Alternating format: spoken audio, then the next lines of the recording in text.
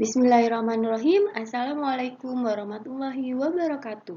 Pada video kali ini kita akan belajar tentang kesebangunan bangun datar.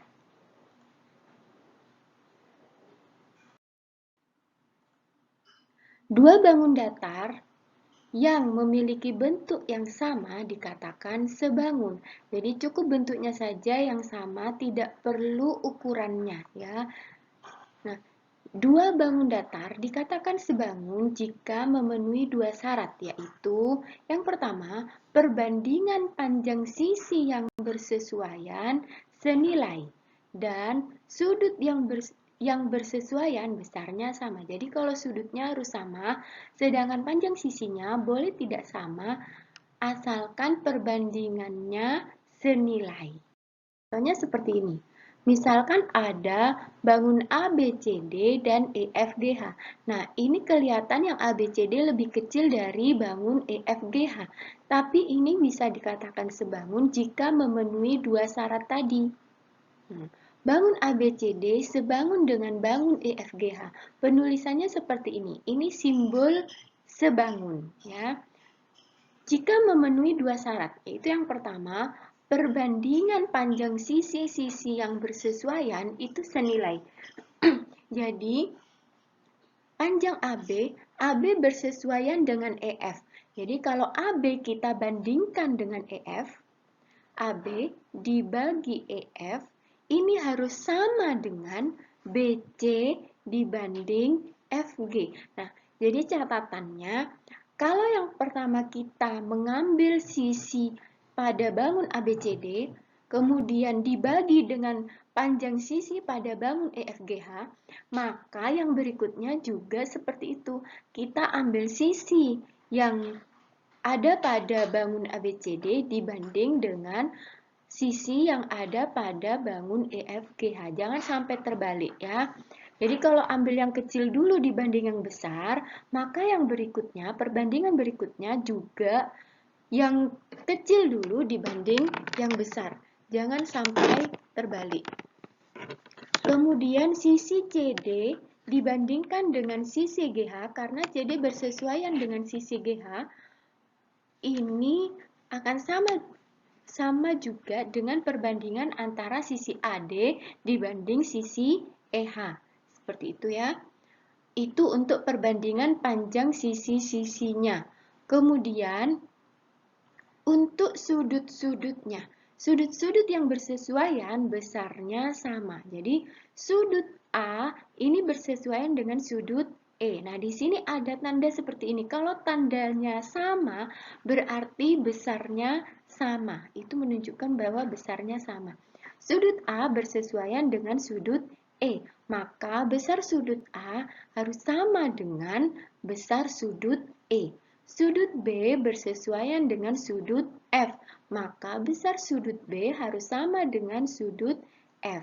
Begitu juga dengan sudut C, sama dengan besar sudut G. Dan sudut D karena bersesuaian dengan sudut H, maka sudut D besar sudutnya harus sama dengan besar sudut H. Maka jika kedua syarat ini terpenuhi, bangun ABCD dikatakan sebangun dengan bangun EFGH. Meskipun kita lihat di sini bahwa bangun ABCD lebih kecil dari bangun EFGH. Nah, jadi kalau sebangun itu yang sama hanya bentuknya saja. Untuk ukurannya tidak menjadi syarat ya, hanya perbandingannya saja yang harus sama. Kita coba aplikasikan pada soal. Contoh.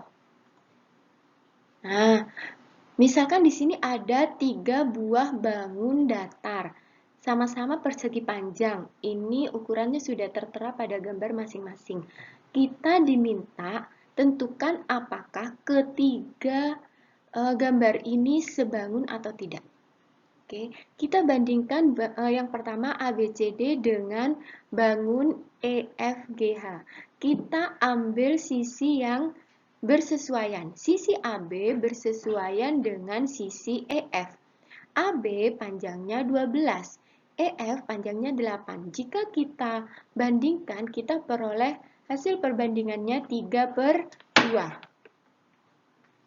Kemudian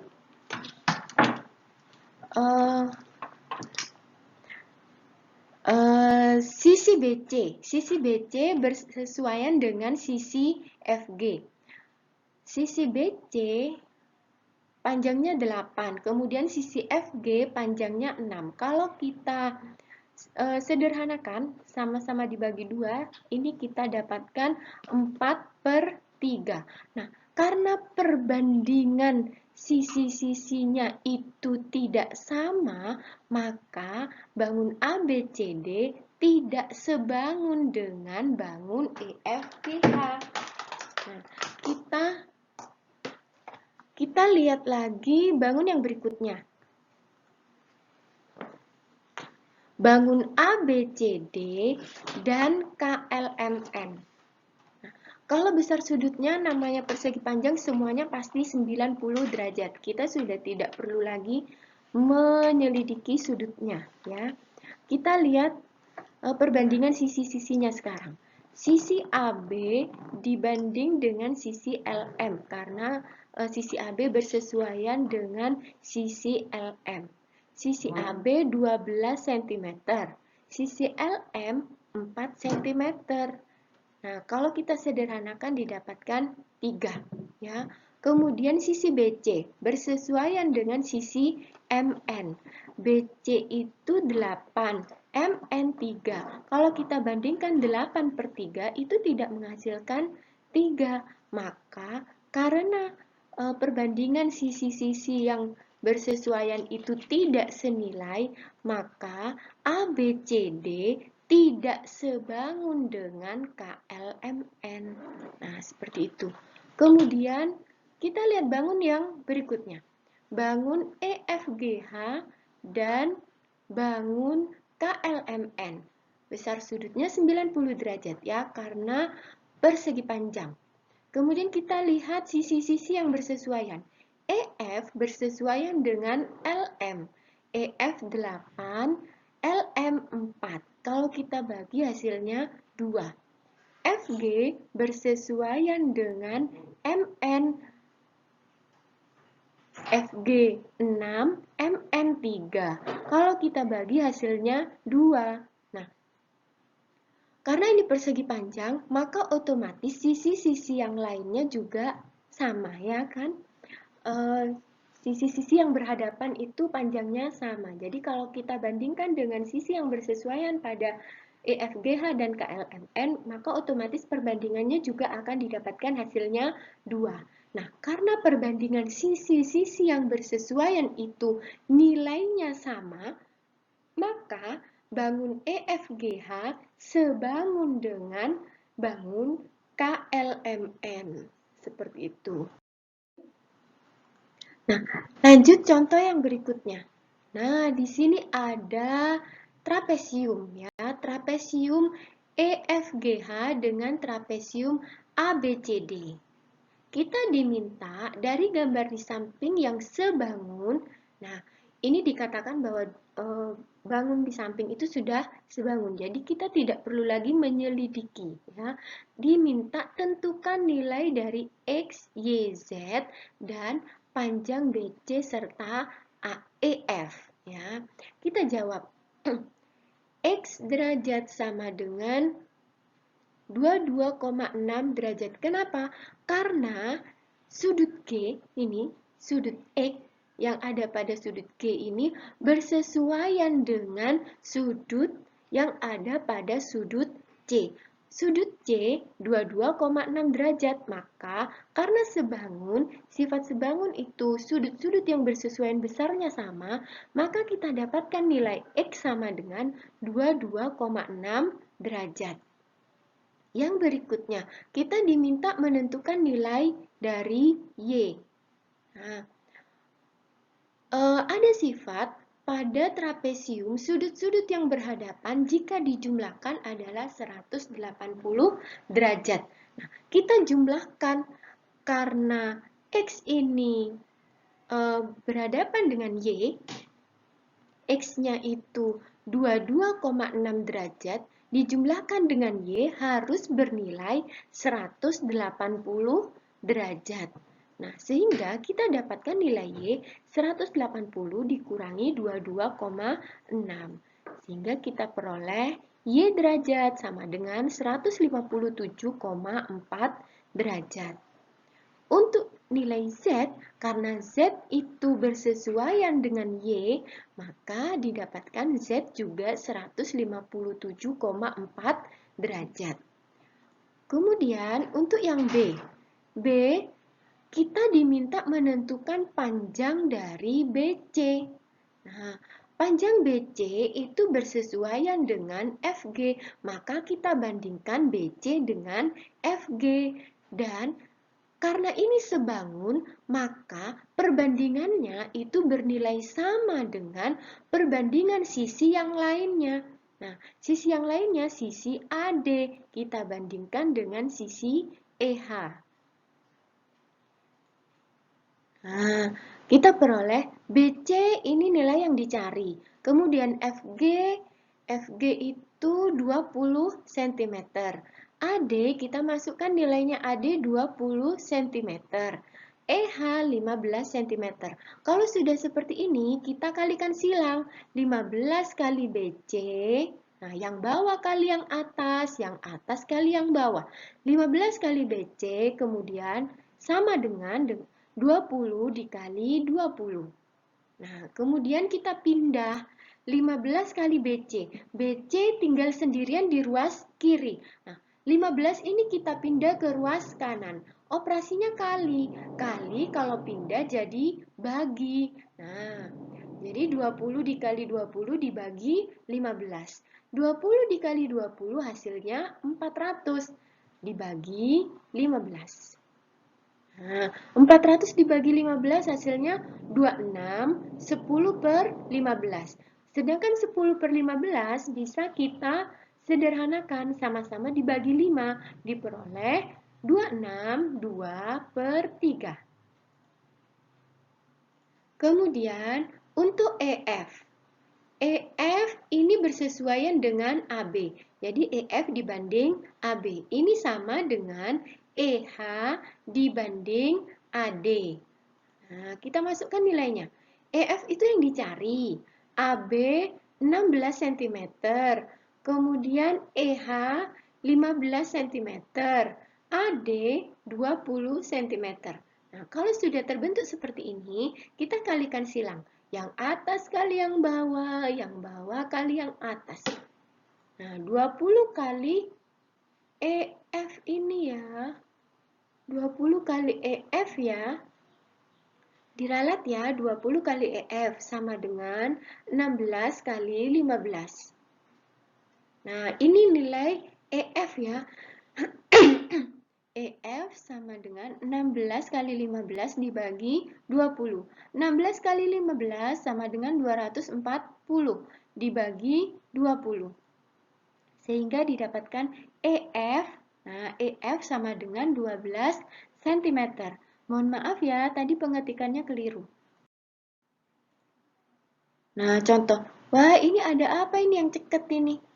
Nah, contoh yang berikutnya ya, ini ada segitiga.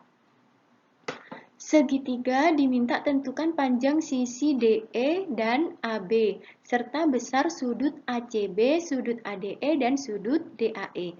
Kita jawab yang pertama dulu.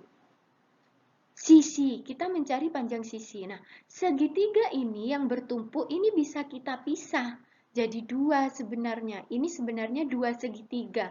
Jadi kalau kita gambar lengkap itu menjadi segitiga ABC dan segitiga ADE. Kalau kita pisah seperti ini ya.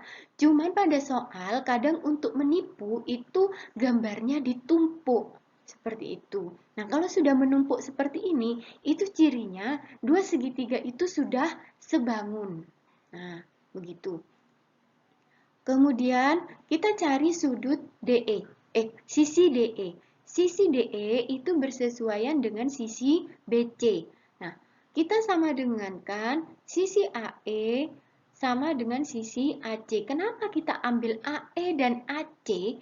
Karena keduanya itu panjang sisinya diketahui. Jadi kita ambil perbandingannya dari sisi yang diketahui panjangnya. Seperti itu ya. Nah, DE per BC, BC-nya 5 cm, AE 12 cm, dan AC 4 cm. Kemudian kita kali silang, yang atas kali yang bawah kali yang atas. Nah, 4 kali DE sama dengan 5 kali 12. Didapat DE sama dengan 5 kali 12 dibagi 4. Karena 4 pindah ruas, operasinya kali pindah jadi bagi. Ya. Didapatkan hasilnya 5 kali 12, 60. 60 dibagi 4, hasilnya 15. Jadi panjang DE adalah 15 cm. Nah, sekarang kita mencari panjang AB. Panjang AB dibanding AD, ya. AB dibanding AD, jadi kita ambil segitiga yang kecil dulu, kemudian dibandingkan segitiga yang besar. Nah, AB di AB dibanding AD sama dengan, sama dengannya juga begitu, jangan terbalik. Kalau awalnya tadi ambil segitiga yang kecil dibanding yang besar, nanti sama dengannya, setelah sama dengan segitiga yang kecil dibanding yang besar. AB dibanding AD, AD didapatkan dari AB ditambah BD, karena di sana AD belum diketahui, ya kan? Sedangkan yang diketahui hanya sisi BD saja. Jadi kita pisah AD itu menjadi AB ditambah BD. Nah, AC per AE tetap, ya. Nah, AB ini yang dicari. AB yang dicari, kemudian BD diketahui panjangnya 5 cm pada soalnya, AC 4 cm, dan AE, nah AE itu jumlah dari AC dan CE, 4 ditambah 8, yaitu 12 cm. Kalau sudah seperti ini, kita kali silang. Yang atas kali yang bawah kali yang atas. 12 kali AB dan 4 dikali AB plus 5. Kita kurung karena AB plus 5 itu satu kesatuan. Oke. Nah, 12 kali AB, 12 AB. Nah, yang di dalam kurung itu kalikan semua dengan 4. 4 kali AB, 4 AB. 4 kali 5 sama dengan 20. Ya. Jangan salah, jangan 5 terus turun, tapi karena itu kurung, maka dikalikan juga dengan 4. Sehingga 4 kali 5 sama dengan 20. Nah, 4AB itu dikumpulkan dengan 12AB. 4AB-nya itu positif. Kalau pindah ruas, maka berubah menjadi negatif. Sehingga didapatkan 12AB dikurangi 4AB sama dengan 20. Didapat 8AB sama dengan 20. AB sama dengan 20 dibagi 8. Kan 8AB berarti 8 kali AB. 8-nya pindah, kalau operasinya kali pindah jadi bagi. Sehingga 20 dibagi 8. Sama-sama dibagi 4. 20 dibagi 4 dapatnya 5. 8 bagi 4 dapatnya 2. 5 per 2 itu bisa kita tuliskan 2,5. Untuk yang B, kita mencari sudut ACB. Sudut ACB itu bersesuaian dengan sudut AED, yaitu 45 derajat. Kemudian sudut ADE. Sudut ADE bersesuaian dengan sudut ABC, yaitu 70 derajat. Kemudian kita diminta menentukan sudut DAE, ya. DAE itu merupakan kalau kita jumlah sudut ADE ditambah sudut AED ditambah sudut DAE, karena itu segitiga jumlah sudut-sudutnya kalau dijumlah hasilnya harus 180 derajat. Jadi kalau kita jumlahkan sama dengan 180 derajat. Itu sudah sifat ya. Nah, ADE 70 derajat, AED 45 derajat, sudut DAE ini yang dicari. Nah, kalau dijumlah semuanya harus 180 derajat. Nah, 70 tambah 45 hasilnya 115 derajat. sudut DAE ini yang dicari. Nah, kalau dijumlah harus 180 derajat. Sehingga sudut DAE, nah 115-nya pindah. Positif kalau pindah jadi negatif. 180 dikurangi 115 hasilnya adalah 65 derajat. Demikian tadi anak-anak yang kita pelajari untuk video kali ini tentang kesebangunan. Semoga bermanfaat. Atas segala kesalahan, mohon dimaafkan. Wassalamualaikum warahmatullahi wabarakatuh.